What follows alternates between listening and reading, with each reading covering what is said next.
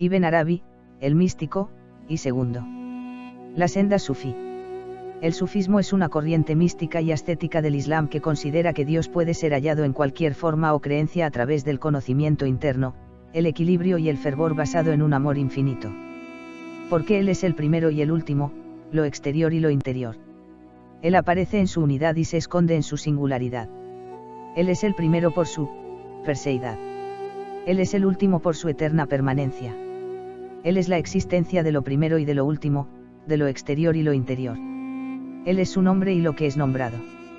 Esta búsqueda de la verdad requiere una iniciación y una renuncia a todo aquello que no es Dios, con el objetivo final de alcanzar su fusión con Él a través de un camino de amor y conocimiento, Marifa, que conduce a la revelación del misterio, Hasf, mediante el estudio, las reglas, las abluciones, la purificación, la recitación, Daike, la autocrítica, la verdad, la pobreza, la tolerancia, la humildad o la renuncia.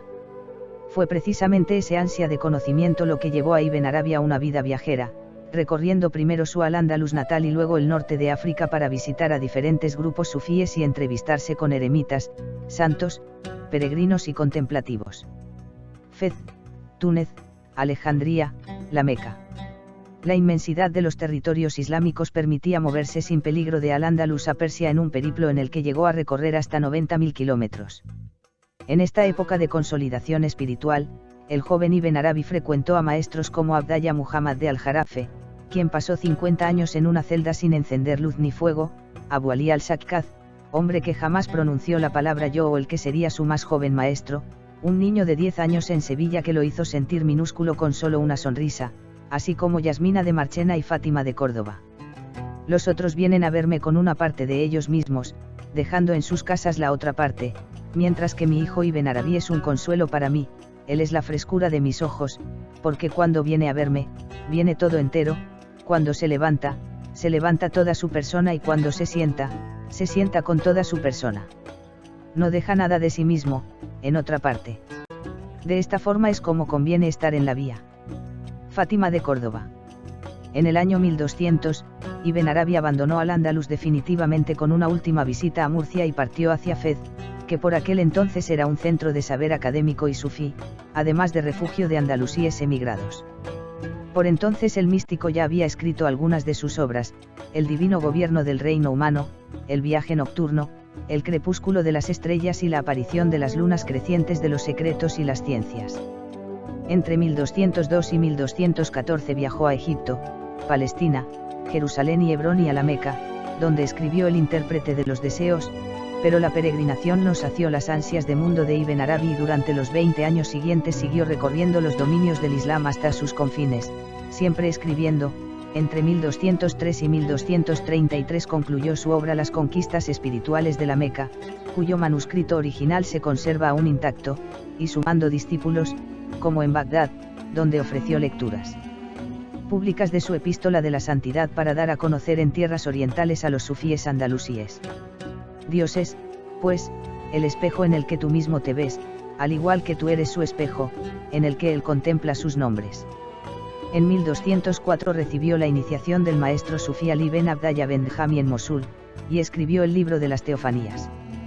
Finalmente, se asentó de manera permanente en Damasco en 1224, donde terminaría de redactar Los engarces de la sabiduría, 1229, su libro más atacado por la ortodoxia islámica y que él aseguraba haber recibido de manos del propio Mahoma en un sueño, así como el Diván de los conocimientos divinos, un compendio de los más de 1000 poemas que hizo a lo largo de su vida y que, 8 siglos después, sigue sin traducirse de manera completa.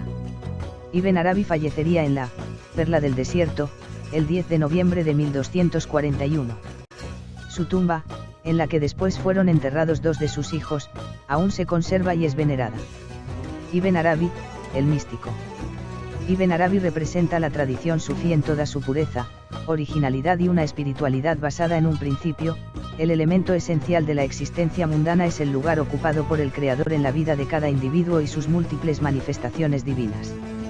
Es por estas reflexiones por lo que es conocido en la tradición sufí como el Gran Maestro, al-Sheikh al-Akbar, o sello de los santos de Mahoma, al ser el filósofo que mejor teorizó sobre la unicidad de Dios, Tawhid, y reconocer la presencia divina en cualquier forma y aspecto.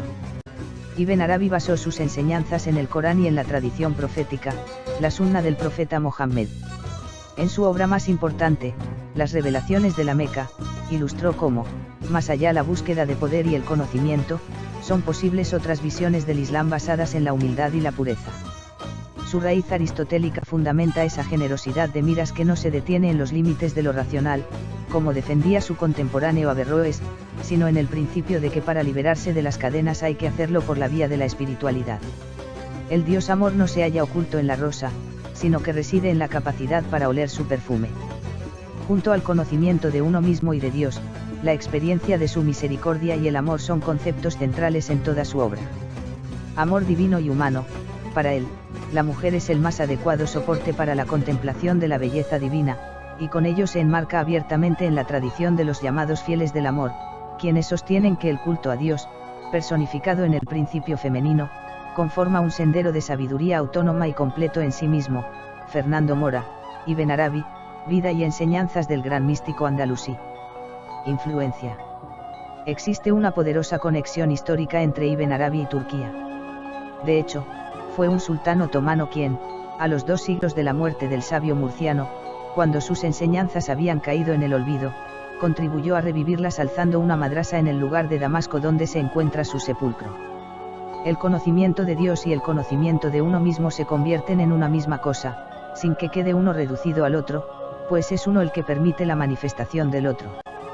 Los postulados del sabio murciano desatan todavía hoy, 8 siglos después, muy opuestas reacciones en el mundo islámico, mientras en la ultraconservadora Arabia Saudí sus libros están prohibidos, en Marruecos o Turquía es una figura de referencia, así como en Irán, donde el ayatolá Khomeini le recomendó su lectura al presidente de la Unión Soviética Gorbachov en la Carta de 1989 donde pronosticaba la inminente caída del comunismo.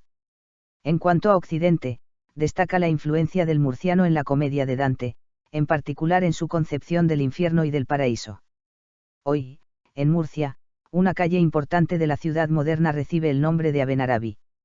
En su conjunto, la obra de Ibn Arabi converge en su concepción del ser humano perfecto, que es, en su opinión, el espejo y el ojo de Dios en el cosmos. De ese modo, el individuo que ha realizado plenamente su potencia espiritual se transforma en eje que comunica cielo y tierra, en confluencia de tiempo y eternidad y en compasivo ojo a través del cual el Todo Misericordioso derrama sus bendiciones sobre los mundos. Fernando Mora.